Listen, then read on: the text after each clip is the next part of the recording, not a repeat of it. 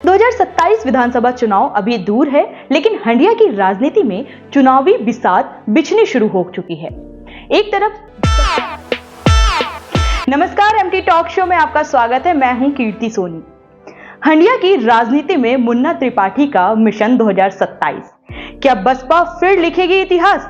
उत्तर प्रदेश की राजनीति में कुछ विधानसभा सीटें ऐसी हैं जिनका प्रभाव सिर्फ एक क्षेत्र तक सीमित नहीं रहता, बल्कि पूरे प्रदेश की राजनीति को दिशा देने का काम करता है। प्रयागराज जनपद की हंडिया विधानसभा भी ऐसी ही एक सीट है।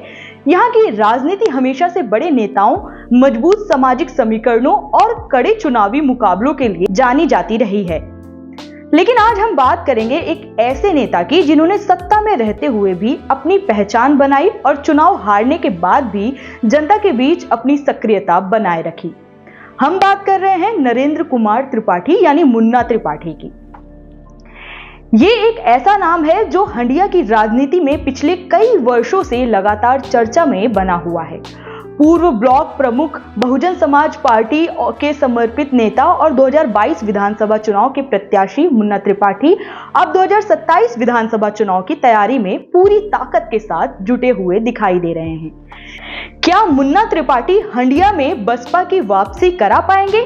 क्या ब्राह्मण समाज एक बार फिर बसपा के साथ खड़ा होगा? क्या मायावती का 2007 वाला सामाजिक समीकरण दोबारा सफल हो सकता है? क्या मुन्ना त्रिपाठी हंडिया की राजनीति में नया इतिहास लिख पाएंगे? आइए जानते हैं इस विशेष रिपोर्ट में कौन है मुन्ना त्रिपाठी। नरेंद्र कुमार त्रिपाठी, जिन्हें क्षेत्र की जनता मुन्ना त्रिपाठी के नाम से जानती है, हंडिया विधानसभा में किसी परिचय के मोहताज नहीं है। उनकी पहचान केवल एक राजनीतिक नेता के रूप में नहीं, बल्कि क्षेत्र के सामाजिक कार्यकर्ता और जनसेवक के रूप में भी रही है। सैदाबाद ब्लॉक प्रमुख के रूप में कार्य करते हुए उन्होंने ग्रामीण क्षेत्र में अपनी मजबूत पकड़ बनाई। ब्लॉक प्रमुख का पद भले ही स्थानीय निकाय का पद हो, लेकिन गांव की राजनीति में इसका महत्व बहुत बड़ा माना जाता है। यहीं से मुन्ना त्रिपाठी ने अपना जनाधार मजबूत किया। ग्रामीण जनता के बीच लगातार संवाद और क्षेत्रीय समस्याओं को लेकर सक्रियता ने उन्हें राजनीति में अलग पहचान दिलाई। हंडिया क्षेत्र में जब भी किसी सामाजिक कार्यक्रम, धार्मिक आयोजन या जन समस्या की बात होती है, वहां मुन्ना त्रिपाठी की मौजूदगी अक्सर देखने को मिलती है। यही कारण है कि चुनावी हार के बाद भी उनकी राजनीतिक सक्रियता कम नहीं हुई। बसपा से अटूट रिश्ता। उत्तर प्रदेश की राजनीति में नेताओं का दल बदलना कोई नई बात नहीं है। सत्ता बदलती है तो कई नेता भी अपना राजनीतिक ठिकाना बदल लेते हैं, लेकिन मुन्ना त्रिपाठी उन नेताओं में शामिल हैं जिन्होंने कठिन परिस्थितियों में भी बहुजन समाज पार्टी का साथ नहीं छोड़ा। जब बसपा का संगठन कमजोर माना जा रहा था, तब भी उन्होंने पार्टी के साथ अपनी निष्ठा बनाए रखी। 2022 विधानसभा चुनाव में उन्होंने बसपा के टिकट पर चुनाव लड़ा। हालांकि उन्हें जीत नहीं मिली, लेकिन चुनाव के बाद भी उन्होंने क्षेत्र में सक्रिय रहकर यह संदेश दिया कि उनकी राजनीति केवल चुनाव तक सीमित नहीं है। बसपा के पुराने कार्यकर्ता मानते हैं कि ऐसे नेताओं की वजह से ही पार्टी आज भी गांव-गांव तक अपनी मौजूदगी बनाए हुए है। मायावती का ब्राह्मण कार्ड और मुन्ना त्रिपाठी। 2007 का विधानसभा चुनाव उत्तर प्रदेश की राजनीति का एक ऐतिहासिक अध्याय माना जाता है। उस चुनाव में बसपा सुप्रीमो मायावती ने दलित और ब्राह्मण सामाजिक समीकरण को साधकर पूर्ण बहुमत की सरकार बनाई थी। उस समय बहुजन से सर्वजन का नारा काफी लोकप्रिय हुआ था।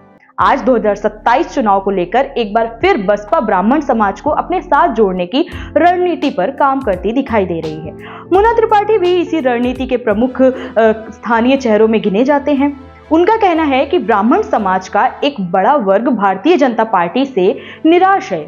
उनके अनुसार समाज को राजनीतिक सम्मान और भागीदारी की आवश्यकता है। मुन्ना त्रिपाठी दावा करते हैं कि आने वाले समय में ब्राह्मण समाज बसपा के साथ मजबूती से खड़ा दिखाई देगा।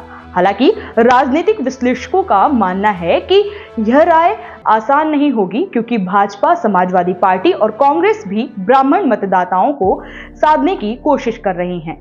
हंडिया का विकास और आरणी त्रिपाठी की विरासत। हंडिया विधानसभा में विकास की चर्चा जब भी होती है तो पूर्व मंत्री डॉक्टर आरणी त्रिपाठी का नाम जरूर लिया जाता है। मुन्ना त्रिपाठी का मानना है कि हंडिया के विकास की मजबूत नींव डॉक्टर आरणी त्रिपाठी के कार्यकाल में रखी गई। वे अक्सर अपने भाषणों में कहते हैं कि उसके बाद क्षेत्र को वैसे नेतृत्व नहीं मिल पाया जो विकास की गति को उसी स्तर पर बनाए रख सके। मुन्ना त्रिपाठी का आरोप है कि वर्तमान समय में हंडिया की कई मूलभूत समस्याएं अब भी समाधान का इंतजार कर रही हैं। सड़क, रोजगार, शिक्षा और स्वास्थ्य जैसे मुद्दों को केवल वे लगातार आवाज उठाते रहे हैं।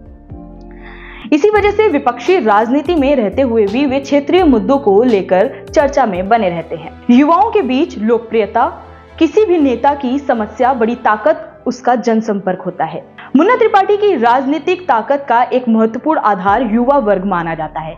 हंडिया और आसपास के क्षेत्रों में बड़ी संख्या में युवा उनके कार्यक्रमों में दिखाई देते हैं। राजनीतिक जानकारों का मानना है कि युवाओं के बीच उनकी स्वीकार्यता का कारण उनकी सहज उपलब्धता है। क्षेत्र में किसी छात्र की समस्या हो, किसी बेरोजगार युवक की मदद की जरूरत हो या किसी गरीब परिवार को सहयोग चाहिए हो, मुन्ना त्रिपाठी अक्सर ऐसे मामलों में सक्रिय दिखाई देते हैं। यही वजह है कि समर्थक उन्हें जनता का नेता बताते हैं। हालांकि विरोधी इसे राजनीतिक रणनीति मानते हैं, लेकिन राजनीति में जनता की धारणा ही सबसे महत्वपूर्ण होती है और फिलहाल यह धारणा मुन्ना त्रिपाठी के पक्ष में दिखाई देती है। गरीबों और मजदूरों के नेता की छवि हंडिया क्षेत्र का बड़ा हिस्सा ग्रामीण आबादी वाला। यहाँ किसान, मजदूर और निम्न आय वर्ग के लोग बड़ी संख्या में रहते हैं। मुन्ना त्रिपाठी ने वर्षों से इन्हें वर्गों के बीच अपनी राजनीतिक जमीन तैयार की है। कई सामाजिक कार्यक्रमों में, जन सहयोग अभियानों में उनकी भागीदारी देखने को मिलती है। उनके समर्थकों का कहना है कि किसी भी जरूरतमंद व्यक्ति को मदद की आवश्यकता हो तो मुन्ना त्रिपाठी हर समय उपलब्ध रहते हैं। यही छवि उन्हें अन्य नेताओं से अलग बनाती है। पार्टी के नेता मुन्ना त्रिपाठी लगातार जनता के बीच अपनी मौजूदगी दर्ज करा रहे हैं। क्या बसपा का ब्राह्मण दलित समीकरण फिर सफल होगा?